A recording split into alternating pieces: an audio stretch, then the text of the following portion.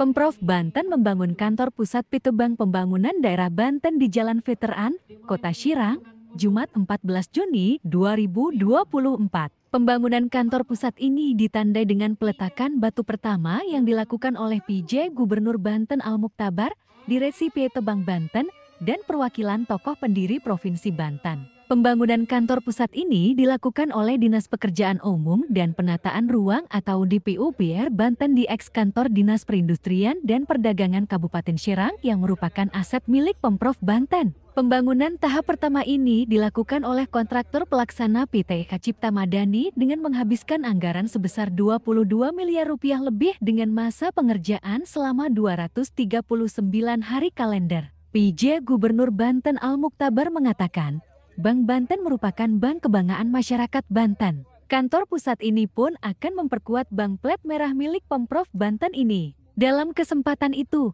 Al menegaskan kepada para direksi Bank Banten untuk tidak melakukan suatu hal yang melanggar hukum. Pihaknya tidak akan segan untuk memproses hukum setiap tindakan yang menyalahi peraturan. Bank Banten adalah kebanggaan kita, ini NTP bagi Banten, maka perlu kita dukung bersama untuk Bank Banten ini akan terus makin kuat. Cita-citanya instrumen itu dari aspek ekonomi dan keuangan akan memudahkan akses pembiayaan bagi segenap warga Banten.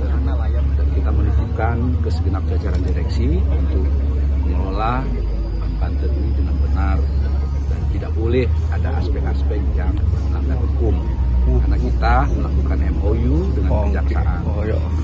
Dan Bank Banten, tadi saya ingin sampaikan di sana, tapi kesempatan ini saya sampaikan. Komisarisnya itu ada dari Kejaksaan Agung dan ada dari kepolisian. Jadi itulah kesungguhan kita, karena di antara trust yang harus kita jaga bahwa harus ada pengawalan dan penegakan hukum yang sesuai peraturan perundang-undangan.